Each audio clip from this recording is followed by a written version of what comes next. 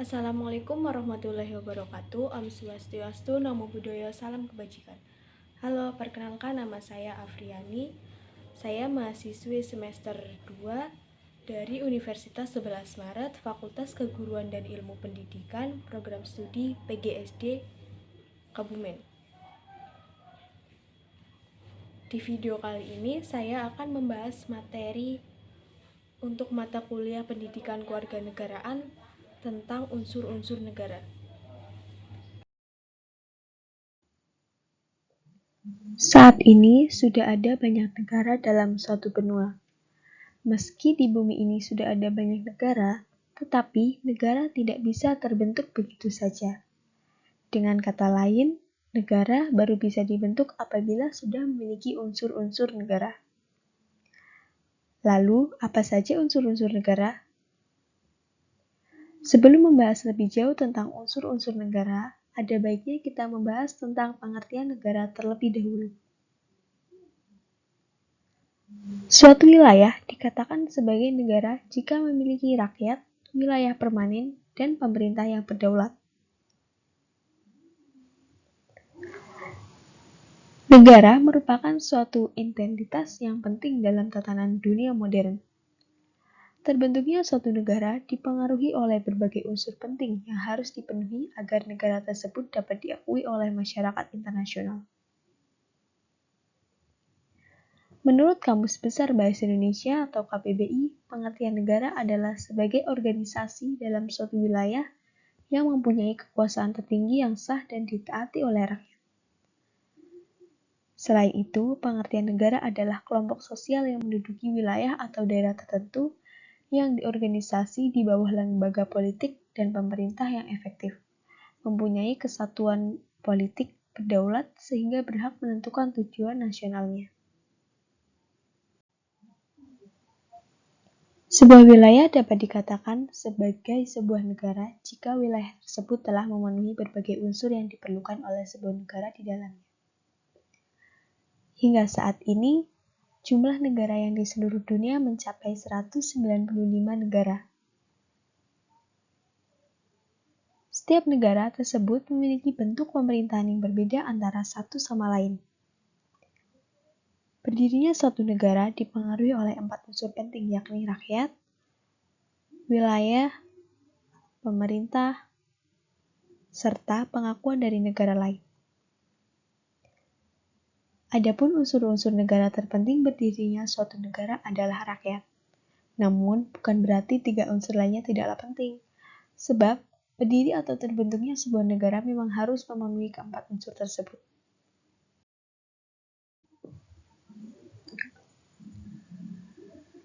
Seperti telah disebutkan sebelumnya, rakyat merupakan unsur terpenting dalam terbentuknya suatu negara.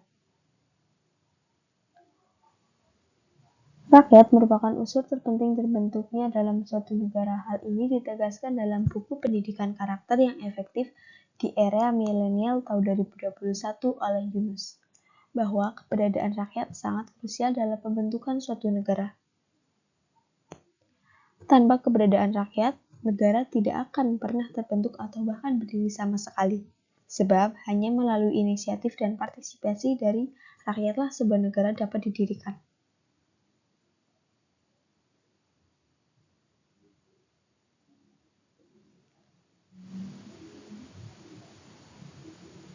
Rakyat suatu negara dapat dibedakan antara penduduk dan bukan penduduk.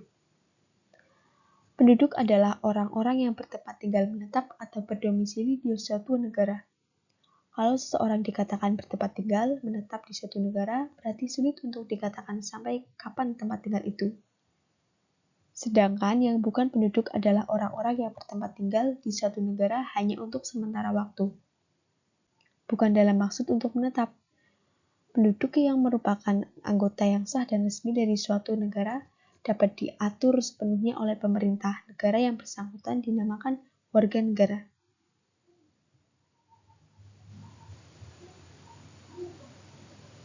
Sedangkan di luar itu semua dinamakan orang asing atau warga negara asing. Warga negara yang lebih erat hubungannya dengan bangsa di negara itu disebut warga negara asli. Yang dibedakan pengertiannya dengan warga negara keturunan.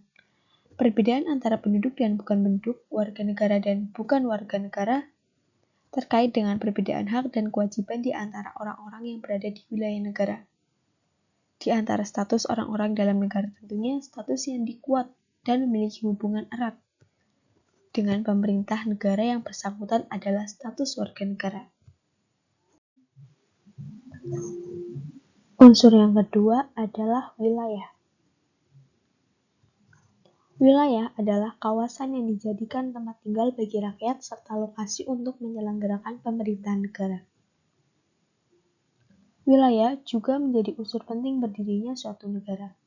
Hal ini karena tidak mungkin sebuah negara berdiri atau terbentuk tanpa ada batas-batas yang jelas. Wilayah suatu negara pada umumnya meliputi wilayah darat, wilayah laut, dan wilayah udara. Walaupun ada negara tertentu yang karena letaknya di tengah benua sehingga tidak memiliki wilayah laut seperti negara Afghanistan, Mongolia, Austria, Hungaria, Zambia, Bolivia, dan sebagainya. Di samping wilayah darat, laut, dan udara dengan batas-batas tertentu, ada juga wilayah yang disebut ekstrateritorial. Yang termasuk wilayah ekstrateritorial adalah kapal di bawah bendera suatu negara dan kantor perwakilan diplomatik suatu negara di negara lain. Batas wilayah negara Indonesia ditetapkan dalam perjanjian dengan negara lain yang berbatasan. Batas wilayah negara Indonesia ditentukan dalam beberapa perjanjian internasional yang dulu diadakan oleh pemerintah Belanda dengan beberapa negara lain. Berdasarkan pasal 5, persetujuan perpindahan yang ditetapkan dalam Konferensi Meja Bular atau KMB, perjanjian-perjanjian internasional itu sekarang berlaku juga bagi negara Indonesia. Perjanjian-perjanjian tersebut adalah Konvensi London tahun 1814 di mana Inggris menyerahkan kembali wilayah Hindia Belanda kepada Kerajaan Belanda dan beberapa tak-tak lainnya berkenaan dengan wilayah negara. Dengan wilayah perairan ada 3 batas wilayah Indonesia. Batas-batas tersebut adalah yang pertama ada batas laut teritorial. Laut teritorial adalah laut yang merupakan bagian wilayah suatu negara dan berada di bawah kedaulatan negara yang bersangkutan. Batas laut teritorial tersebut semula diumumkan melalui Deklarasi Juanda tanggal 13 Desember tahun 1957. Sesuai pengumuman tersebut, batas laut teritorial Indonesia adalah 12 mil yang dihitung dari garis dasar, yaitu garis yang menghubungkan titik-titik terluar dari pulau-pulau terluar di Indonesia, di mana jarak dari satu titik ke titik yang lain dihubungkan tidak boleh lebih dari 200 mil. Yang kedua ada batas landas kontinen. Landas kontinen atau continental shelf adalah dasar lautan, baik dari segi geologi maupun segi morfologi, merupakan kelanjutan dari kontinen atau benuanya. Pada tahun 1969, pemerintah Indonesia mengeluarkan pengumuman tentang landas kontinen Indonesia sampai kedalaman laut 200 meter. Yang ketiga ada batas zona ekonomi eksklusif atau ZEE. Pada tanggal 21 Maret 1980, pemerintah Indonesia mengumumkan zona ekonomi eksklusif atau ZEE.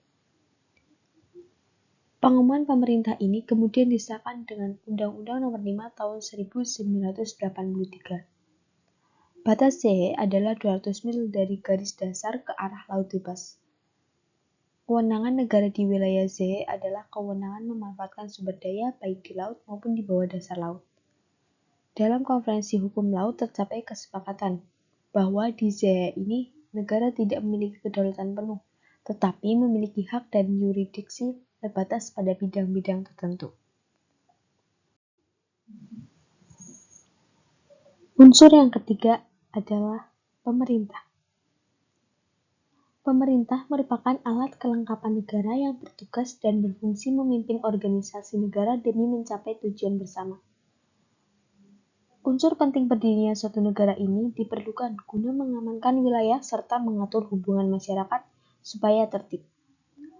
Agar hal tersebut bisa dicapai, dibutuhkan kekuasaan yang dipegang serta dijalankan oleh pemerintah negara.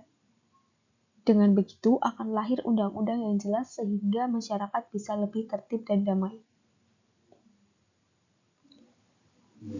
Kata kedaulatan artinya adalah kekuasaan tertinggi. Dengan demikian, pemerintah yang berdaulat artinya pemerintah yang mempunyai kekuasaan tertinggi. Kekuasaan yang tidak berada di bawah kekuasaan lainnya.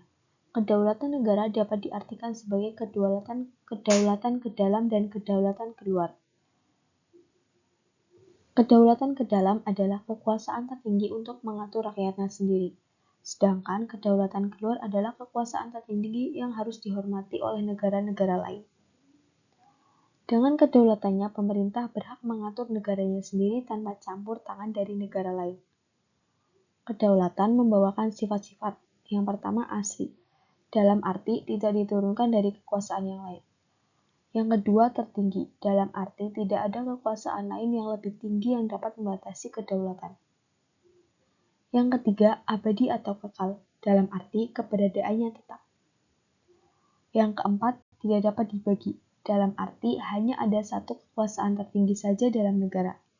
Dengan ungkapan lain, ada yang menyatakan bahwa kedaulatan itu membawakan sifat permanen, asli, tidak dapat dibagi-bagi, dan tidak terbatas.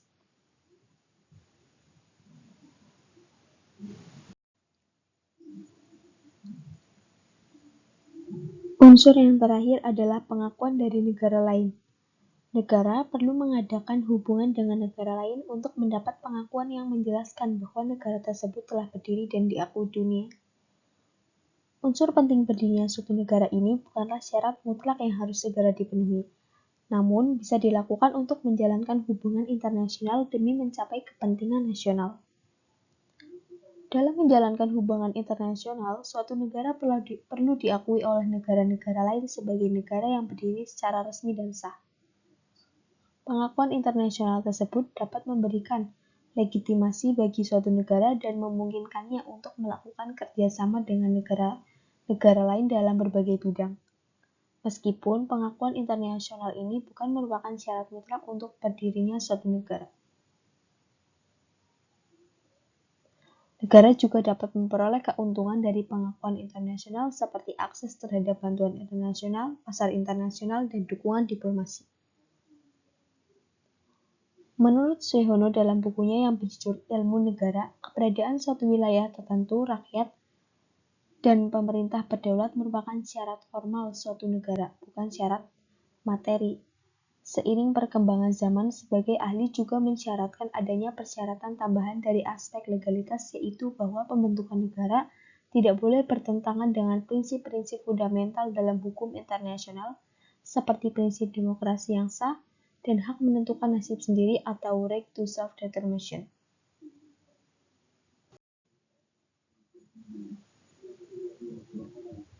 Dari penjelasan unsur-unsur tadi, dapat disimpulkan bahwa terdapat beberapa unsur penting yang membentuk suatu negara seperti adanya daerah tertentu, keberadaan rakyat, pemerintah yang berdaulat, dan hubungan internasional.